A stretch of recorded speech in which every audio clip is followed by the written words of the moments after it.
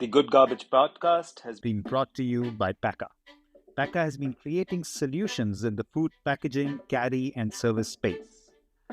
Paka utilizes sugarcane residue and upcycles it into amazing products. Their latest offering is a compostable, flexible packaging solution for the chocolate and confectionery industry. The products are available in the Indian subcontinent and in North America now. Paka is also building an end-to-end solutions for customers in the food service and delivery space. For any query, do email at connect@paka.com, and Paka is Pakka.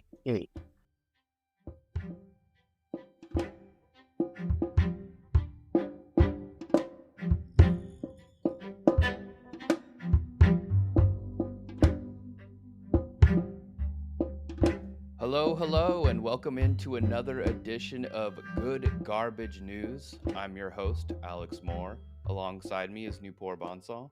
She's on the other side of the world in India. How are you doing today, Nupoor? I'm good, Alex. It's been a while. How have you been? Yeah, I'm doing great. I'm super excited for us to be back doing Good Garbage News and recording this. So, yeah, for all of the listeners out there who aren't aware what this is kind of our episode of the Good Garbage podcast where we take a step back from the interviews and look at the industry and policy landscape across the world. As Good Garbage is a global podcast, like people who've listened to our interviews know we interview people all over the world. We've decided to kind of give our listeners updates on regulation and news as well all over the world because things are constantly changing and there's new updates from all these different great companies in the industry globally. So we want to make sure that everyone who listens to the Good Garbage podcast has a place to come and just kind of hear all the news that's happening all over the place. And you can come here and check this out and listen to us talking about it here. So you don't have to check this source or this website or this newsletter or this thing. You can just come here and listen to us talk about it.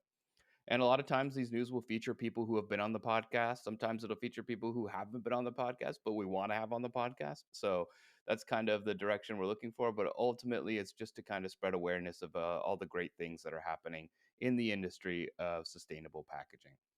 So yeah, that's kind of what we are here, just a catch-all for news, updates, and policy changes. And with that said, I think I'm going to go ahead and get started. It's a May and June edition of Good Garbage News. And we'll start in the US with some breaking news. This has happened literally. I got an email maybe, I don't know, an hour ago from BPI. And I'm just going to read from their email to us. And this is huge news. Last night, Cal Recycle granted a brief extension on the effective date built into state law AB 1201 that bans compostable products unless they are allowed in compost approved for the federal National Organic Program, pushing the original date of January 1st, 2026 back to June 30th, 2027. So, and I'm reading this directly from their email. This extension provides some much needed reprieve, but obviously there's a lot of work to be done in pursuit of a permanent security for compostables. We still need USDA to update its regulation and will not reduce the urgency of our actions. As from BPI, we will also continue to pursue a legislative fix in California to remove the NOP requirement. So, this is breaking news from BPI on AB 1201 in California. If you've been following along, we've talked about this on the Good Garbage podcast in our updates and in other places as well.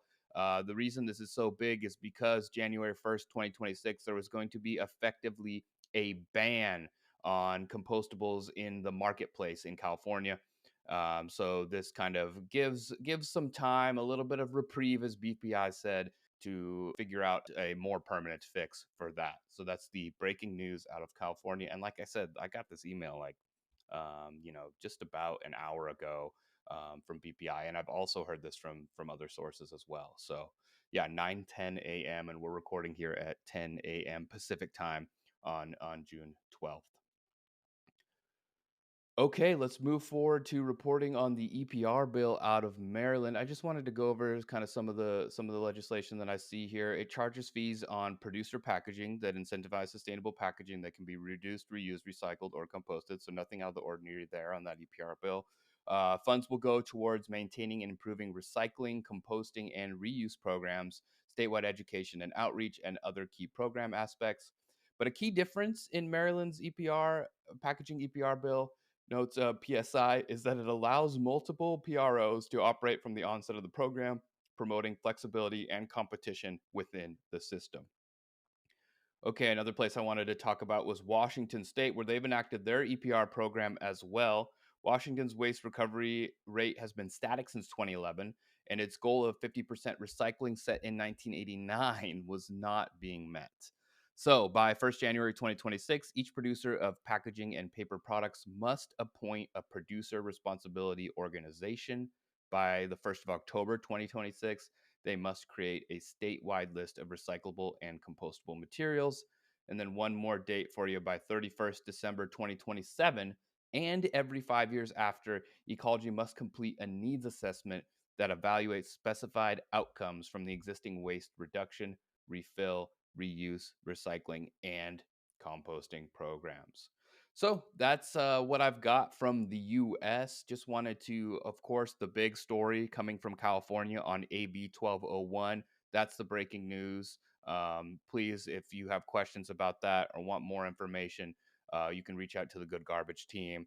Follow BPI. They've lobbied so much for this extension over the past year. Any comments or questions about this, Good Garbage team or BPI, they're the places to go. But with that said, that's my update from the US. I'll hand it off to Nupoor.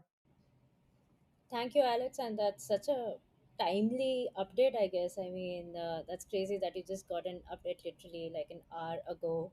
We're glad we got it on time, and I'm definitely looking forward to see how it proceeds, where this goes. From India, the most important news that we have coming in is that recently the Food Safety and Standards Authority of India, popularly known as FSSAI, they've issued guidelines for the acceptance of the use of RPET, which is recycled PET essentially, as a food contact material. They've released these guidelines to set out what the quality benchmarks would be, what is the for public safety and sustainability, because this is the first time that recycled PET is being allowed to be used in food contact materials in India. According to these guidelines, only recycled PET produced using verified decontamination procedures and recycling technologies certified by the FSSAI will be accepted for use in food and beverage packaging. These guidelines specify that only certain recycling processes are acceptable for producing food contact material, recycled PET. This comes as a follow up to essentially the Food Safety and Standards Packaging First Amendment Regulations 2025. This is an important update for manufacturers who can now, for packaging manufacturers who can now essentially use recycled PET in their food and beverage packaging materials. Next up, I have an industry update from Huber Group Print Solutions, who have inaugurated India's first dedicated production facility for direct food contact inks. This state of the art facility is in Silvassa, and it's essentially looking to set new standards in safety, sustainability, and innovation in food packaging. And it opens up new design possibilities for packaging products like chocolates, fruits, fast food, and also supports the transition to more environment friendly packaging and paper based solutions. So yeah, this is a big industry update for India for sure. From the government side, there is a new update that, in collaboration with the Indian Institute of Packaging, they have started the National Packaging Innovation Challenge. This challenge essentially seeks to generate scalable and eco conscious solutions that support domestic industry and export growth. And essentially, it is supporting the larger vision of the Indian government of the Atmanirbhar Bharat initiative, which means self reliant India initiative. This is essentially focus on improving packaging standards for both small and medium sized enterprises. With that, it's a wrap on the India updates, and I'll hand it back to Alex for more updates from the US and the rest of the world. Fantastic. Thank you so much, Nupor. We'll start with Lieferando. Eat takeaway platform in Germany has piloted a new line of sustainable takeaway boxes, and they're teaming up with sustainable packaging provider Huhtamaki. They're also designed to hold a wide variety of dishes, and the boxes are lined with Moro coating. TIPA has joined the U.S. Plastics Pact, a solutions focused consortium that brings together partners across the entire plastics value chain to reach a unified vision of a circular economy for plastics. As a part of the U.S. Plastics Pact, activators like TIPA recognize that significant system wide change is imperative to realize a circular economy for plastics. As such, the U.S. Pact is convening more than 130 businesses, retailers, not for profit organizations, government agencies, and research institutions across the plastics value chain to bring one voice to U.S. packaging through national initiatives and innovative solutions for rethinking products, packaging, and business models. We'll move forward to Kind Snacks. They're launching its first retail pilot program in the United States to test flexible paper wrappers, which it says consumers can recycle in curbside programs. The pilot, which runs until October 1st, will help inform decisions about the potential for a broader move toward fiber based wrappers instead of plastic. One of the brand's snack bar varieties, dark chocolate nuts and sea salt, will sport the paper wrappers that are exclusively available at Whole Food stores across Connecticut, New Jersey, New York, Texas, and Southern California, as well as select store locations in Louisiana, Arizona, and Nevada. Kind worked with its existing packaging supplier PrintPack on this project. PrintPack did a lot of the pre testing and pre certification work with the How to Recycle program for the new paper wrappers. And that's it from me. I'll hand it back to Nupoor for a good garbage interview update. May was an exciting month for the Good Garbage team, I have to say. We were all off to London attending the Rethinking Materials Summit, and that also meant that we got to record with one of our guests, Scott Bolin, who is the founder of TerraSafe Materials and also the president of Dissolves. Yeah, and Newport, it was so fun to be in London. It's always great to record episodes in person.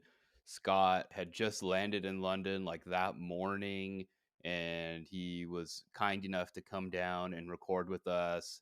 And he even when he walked in, he was like, "Oh man, I'm completely exhausted. I hope I don't say anything crazy on the microphone."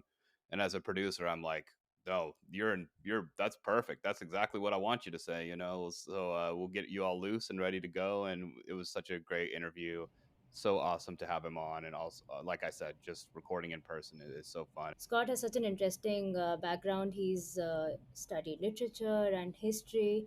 He initially worked with Next Century Spirits and also was working in the hygiene industry. So there's a bunch of experience that he's brought into the sustainable packaging business now.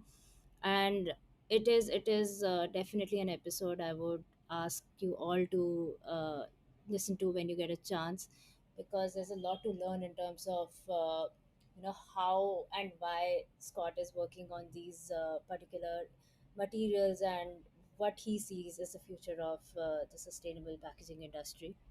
We also, in our last episode, spoke to another really interesting industry personality by the name of Kelly Williams. He's also a fellow podcaster. He is the head of Green Key Group and brings in a lot of expertise in the field of sustainable packaging.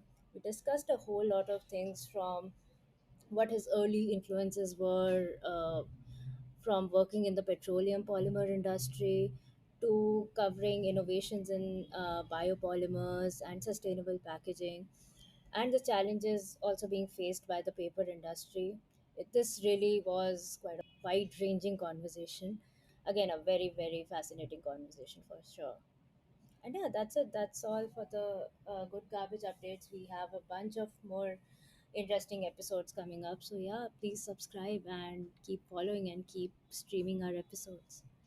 And we have had some great episodes that are recorded and that will be releasing soon. Also, just please check out the backlog anytime you're interested in any of these people. I think that's one of the most beautiful things about Good Garbage is it's a it's literally like a vault of all these amazing interviews with people that they don't really go out of date because the conversations are really applicable to things that are happening right now. And so anytime you're interested in one of these people, you can see if we've had them on the show and check out their interview and listen. So it's a really good backlog of a lot of information. So Yeah, it's been, like you said, it's been an awesome month, and so excited to be here recording with you. Good Garbage News. I'm especially starting off with some breaking news. That's always super exciting. So super fun that happened right before we recorded. So that's all I have for today. Thank you all, everyone, so much for listening. This will wrap up our May and June edition of Good Garbage News.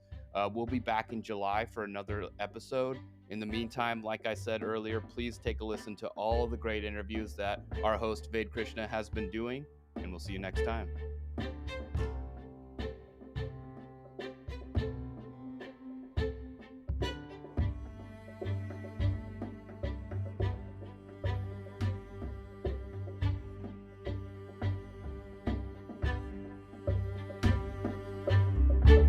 Thank you for listening to the Good Garbage Podcast. Follow us on social media to never miss an episode.